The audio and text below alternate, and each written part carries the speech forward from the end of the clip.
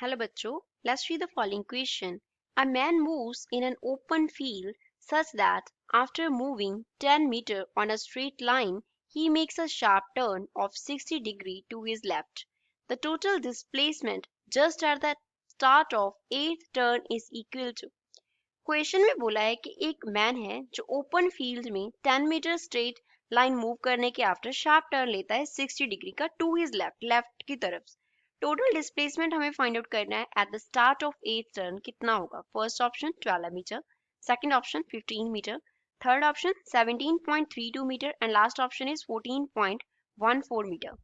So first of all, we will talk about the key concept used in the question। इस question में क्या की concept use हो रहा है, कौन सा की कॉन्सेप्ट इस क्वेश्चन में यूज हो रहा है। क्वेश्चन में बात हो रही है डिस्प्लेसमेंट की, हमें क्या करना है, डिस्प्लेसमेंट फाइंड आउट करना है।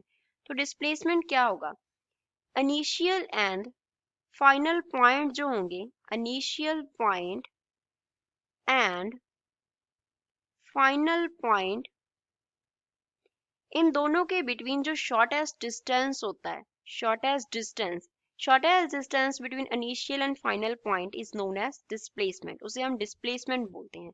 एंड दूसरा, अगर हमें रिजल्टेंट निकालना हो टू वेक्टर्स का तो हम कैसे निकालते हैं, r will be equals to square root of a square plus b square plus 2ab into क्या होता है यहाँ पे cos थीटा होता है।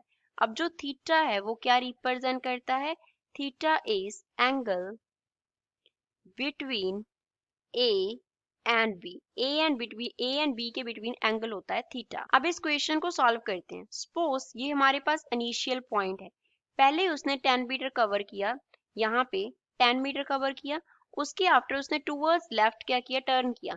अब वो ऐसे नहीं जाएगा, वो क्या कर जाएगा, यहाँ से टूवर्ड्स लेफ्ट बेंड हो जाएगा। तो ये एंगल कितना हुआ, 60 डिग्री हुआ।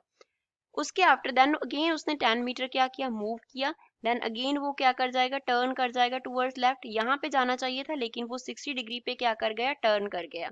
ऐसे ये एंगल कितना हो गया, 60 डिग्री। अगेन उसे क्या जाना चाहिए था, ऐसे जाना चाहिए था, बट वो 60 डिग्री से क्या कर जाएगा, टर्न कर जाएगा इस डायरेक्शन में। ये कितना हो गया, इस तरफ टर्न हो गया towards left eight 60 degree. Again उसने 10 मीटर कवर किया, अब उसे इस तरफ जाना चाहिए था लेकिन वो अपने लेफ्ट की तरफ टर्न कर जाएगा, दैट मीन्स वो इस तरफ टर्न कर जाएगा at an angle of 60 degree. Again उसे इस डायरेक्शन में जाना चाहिए था लेकिन वो क्या कर जाएगा, अपने लेफ्ट को टर्न कर जाएगा, that is at an angle 60 degree. तो वो वही पोजीशन पे वापस आ गया। अब यहाँ पे कितने टर्न्स हुए, first turn, second turn, third turn, fourth turn और यहाँ पे हुआ फिफ्थ टर्न। अब वो यहाँ पे आके अगेन उसे यहाँ पे जाना चाहिए था लेकिन वो इस तरफ टर्न करेगा, लेफ्ट की तरफ टर्न करता है, तो ये एंगल भी कितना होगा, एंगल 60 डिग्री होगा, 60 डिग्री होगा। ये डिस्टेंस 10 मीटर था। अब यहाँ पे उसने कितना टर्न किया, 6 टर्न किया। अब अगेन टर्न शुरू हो जाएंगे, यहाँ पे होगा 7 टर्न और यहाँ पे आ जाएगा अगेन 8 टर्न। अब हमें 8 टर्न के स्टार्ट पे, 8 टर्न का जो स्टार्ट है वो इस पॉइंट पे हो रहा है, तो बी पॉइंट हो गया। इससे क्या करना है, इनिशियल पॉइंट से इस पॉइंट का हमें डिस्प्लेसमेंट फाइंड आउट करना है। तो अब जो ए है वो हमारे पास क्या हो गया, इनिशियल पॉइंट हो गया, इनिशियल पॉइंट हो गया। जो बी है वो हमारे पास क्या हो गया, final point, final point. Placement क्या होगा, initial point and final point का शॉर्टेस्ट डिस्प्लेसमेंट हमारे पास ये होगा। इसको सपोज हम आर से डिनोट कर लेते हैं। तो हमें क्या फाइंड आउट करना है, आर फाइंड आउट करना है।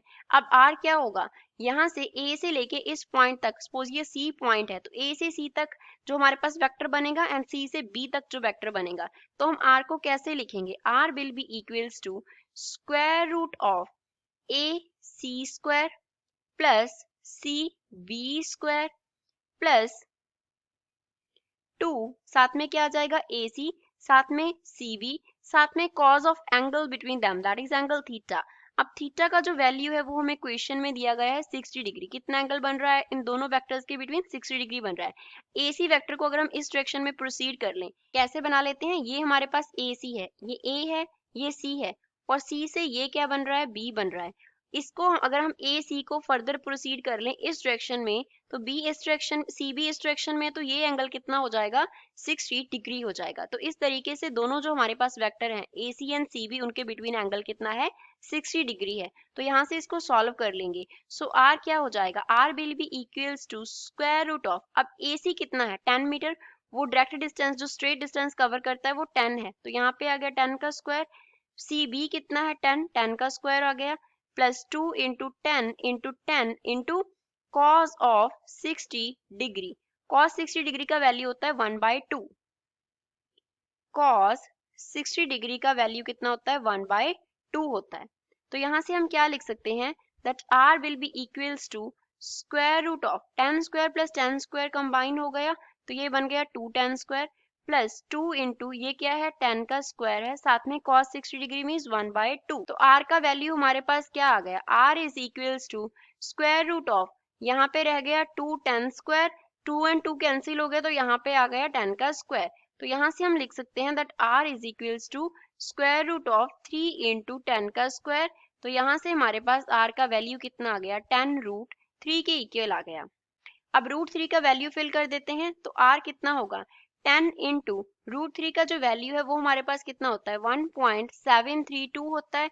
तो यहाँ से r का जो वैल्यू है वो हमारे पास आ गया 17.32 एंड यूनिट्स क्या होंगे मीटर होंगे। तो ये इस क्वेश्चन का फाइनल आंसर हुआ। तो गिवन ऑप्शन में से थर्ड इसका करेक्ट आंसर है। I hope you understood well. Thanks.